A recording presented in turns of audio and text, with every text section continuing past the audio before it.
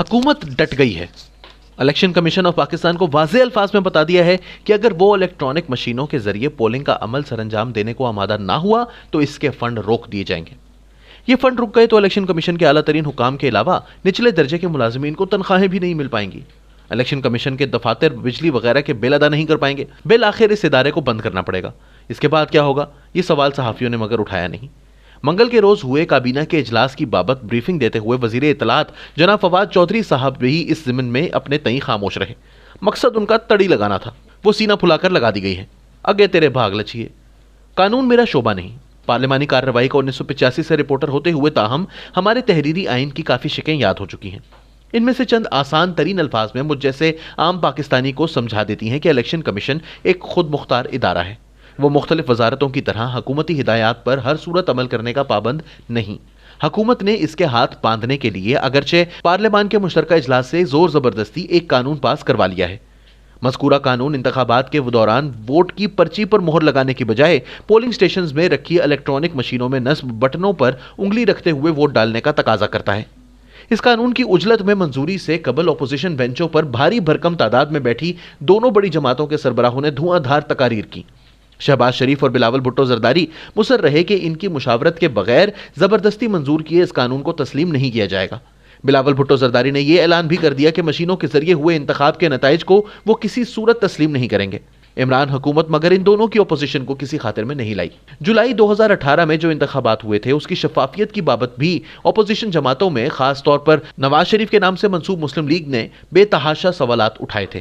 یہ سوالات اٹھانے کے بعد سیاسی منطق کا تقاضا یہ تھا کہ اس کی ٹکٹ پر جو لوگ مبینہ دھاندلی کے باوجود قومی اور صوبائی اسمبلیوں میں منتخب ہو گئے تھے وہ رکنیت کا حلف اٹھانے سے انکار کر دیتے۔ وہ یہ جرت مگر دکھا نہیں پائے، سر جھکائے ایوان میں داخل ہو گئے۔ اپوزیشن اراکین کی جانب سے رکنیت کا حلف اٹھانا اصولی طور پر جولائی 2018 کے انتخابی عمل کو تسلیم کرنے کے مترادف تھا۔ اس کے علاوہ محض تقاریر ہیں، سیاپا فروشی ہے، اس کے سوا کچھ نہیں۔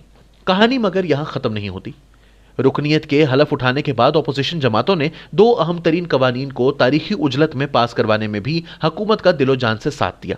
ان میں سے ایک قانون نے ایک اہم ریاستی ادارے کی سربراہ کی میعاد ملازمت میں توسیع کو باقاعدہ بنایا تھا۔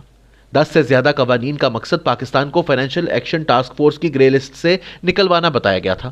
یہ الگ بات ہے کہ مذکورہ قوانین کے پاس ہو جانے کے کئی ماہ گزر جانے کے بعد بھی پاکستان ابھی تک گرے لسٹ میں اٹکا ہوا ہے۔